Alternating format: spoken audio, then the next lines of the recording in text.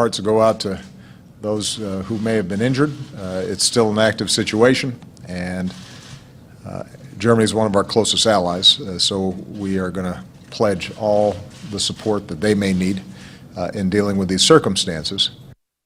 In America, there is daily concern over what our men and women of law enforcement face every single moment, pledging themselves to serve and protect, knowing full well that they could be the ones ending their shift in a body bag because of a criminal element that in many ways has everything on their side, the element of surprise, the ability to hide their true intent until the very last second, striking in a moment and in a place no one would expect.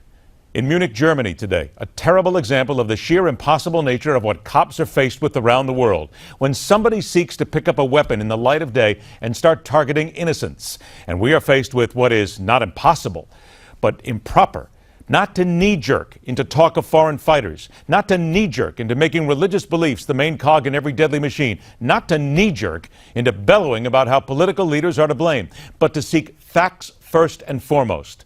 Understand what those charged with protecting us every day are faced with, the uncertainty of those seeking to fashion more than a little carnage for their sick and twisted needs, and then putting a city and a population on high alert while chasing down what are not human beings, but are the worst kind of two-legged vermin. Let's set the scene with the latest from this German sniper attacks. Miranda Kahn joins me here on the set right now. Miranda? Yeah, and this is the second time in less than a week that Germany has come under attack. Just Monday, a 17-year-old Afghan injured 4 people when he attacked them on the train with an axe and knife. Now, Germany finds itself dealing with a deadly mass shooting. Authorities are continuing to search for as many as 3 gunmen responsible for killing at least 8 people and wounding several others. The shooting rampage happened in Munich outside a shopping center near the Olympic Stadium around 6 o'clock in the evening local time there. Reports indicate it happened outside McDonald's. Video continues to circulate on air and online showing what is believed to be one of the active shooters, and will warn you what you're about to see is disturbing.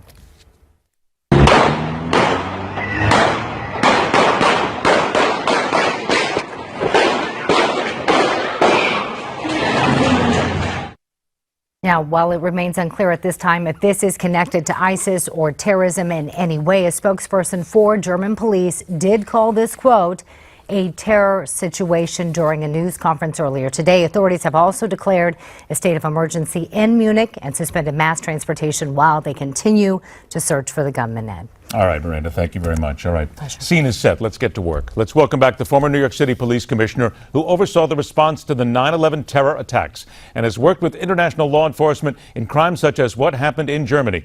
Bernie Kerik joins us back on the hardline. Bernie, it's a pleasure to talk to you again. Let's get right to work here in a number of things that we need to talk about.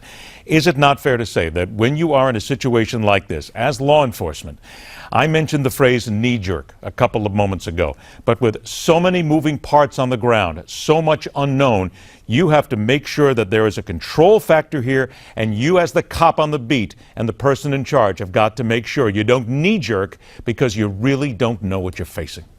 Yeah, Ed, it's not only the cop on the beat. I mean, everybody that relates to the event can't have a knee-jerk reaction. They can't speculate. They shouldn't speculate.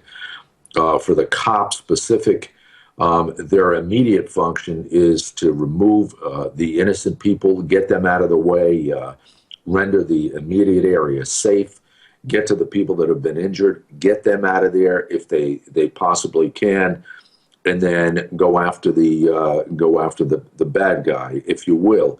If the bad guy's still on set, he's the number one priority. They've got to run over everything and everybody to get to that guy so we can't commit to any more damage. In this situation, this guy or several of them, if you will, according to the reports, they're still on the loose. So one, it's extremely important to take care of the victims, to get them out of there and to find these shooters, if you will, and take them out before they do more damage.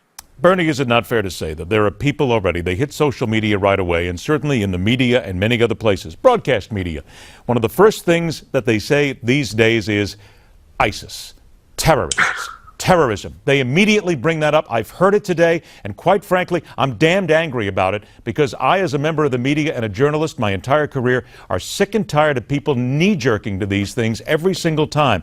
Is it not fair to say that for the cop, for the investigators, that's the most dangerous thing you can do? You can't knee-jerk because you can't get in the head of the individual. You have to have that open, trained mind to look for the facts. Yeah, but you know what, Ed? For the most part, that's what cops do. Everybody else doesn't, including our political leaders. Whether they're talking about an event like this and jumping to the conclusion that it's ISIS or radical Islam or whatever the case may be, or they're infusing some racial divide or racial, sentiment into a situation before they have any clue what exactly happened, which we've seen in the last month or so. This stuff is dangerous for the communities. It's dangerous for the police. The police can't do that. They have a job to do. They go out and they do that job. They put their lives on the line to do that job. When you see the footage of what's going on in Munich right now, what do you see? Everybody's running away from that McDonald's, and you see all these cops, these first responders, these special operators running toward the gunfire. That's what they do. Let's take a couple of phrases here, Bernie. We hear these all the time, and we've heard them today. Terror attack and also act of terrorists. We've heard it both today. Is it not fair to say that when you have somebody like this, somebody using weapons, going into a place of business, looking to shoot people up, that in itself is terror? You are creating terror. But when we look at act of terrorists, don't we have to stop right there and say there is a difference between those phrases? We need to understand it, to understand what's behind the attack, and to find the killer as quickly and as efficiently as possible. Well, terror, it can be beyond the violence. It could be on the threat of violence. Sure. The sheer threat. But I think, in general, and especially from a law enforcement perspective, don't make assertions, don't speculate. You got to figure out what is really going on, because you send the wrong message to the public, to the community, to the victims' families. Don't speculate, don't assume, do your job, and I think that's the best way to go. When we talk about this, what we're learning right now, there's a what we know and what we don't know from Munich, Germany. One of the things we do not know, and the officials have been very clear about it, we do not know the motive for the attack. They've come right out and said it. When you think about something like that we don't know the motive for the attack, there are reports coming out from some people, unconfirmed, saying that the shooter yelled, Allah Akbar. We've heard this before. Again, is it not fair to say that as a cop, an investigator, people can say anything they want? They can scream Allah Akbar, they can scream Mickey Mouse. You don't know what their main motive is. There have been stories out there about people who say, let's go create some terror. Let's just throw Allah Akbar in there because it'll throw people off the trail. It's not really what we want. But again, that's something that's part of the not creating that knee-jerk and waiting for the facts in. Am I correct, Bernie? Yeah, well, you have to wait for the facts, Ed. But listen, this has been going on for about 4 hours now, right, if I'm not wrong. And in that 4-hour period, I've heard probably 20 different descriptions of what exactly happened, how many victims there are, what witnesses saw and didn't see. Whatever comes into an event like this, I promise you, 100% of the time, it's not right. It's never right. It's never right when the event starts out, and even going full force into the event. In the aftermath of 9/11, I actually sent people from my office, sergeants and lieutenants and a captain from my office, down to ground zero to report to me directly, so I would have eyes and ears on the scene, so I didn't have to go through 15 different people to get information. And in an event like that, like what's going on in Munich right now, that's what you have. You have information piling in from witnesses, event commanders, various police organizations, and the press, and they all differ. So, really wait for the facts. And fair to say, many times the press gets it wrong. I'll be the first to say it out loud. 90% of the time, until the facts are all in, You don't know. So, don't speculate, don't assume, and don't put it public unless you know for sure. I got about 60 seconds left here. The way that the German police went after this case today, the way that they immediately responded, the German SWAT team, I believe it's GS9, is also working on this as well. About 60 seconds we have left, Bernie. What could we learn, or is there something, in your opinion, that we could learn with the way the German police and their SWAT went after this situation?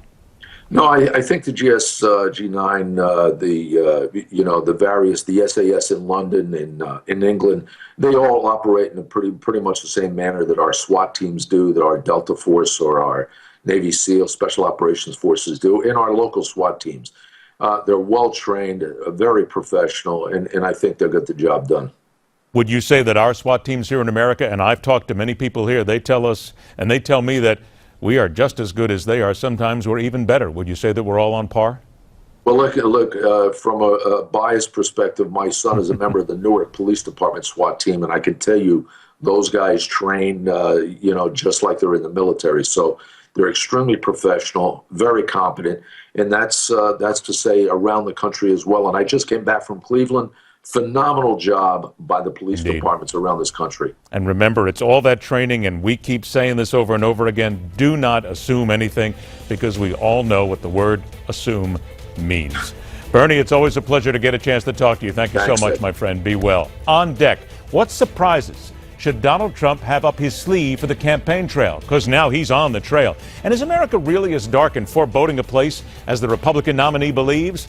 That and much more as we continue right here on The Hardline.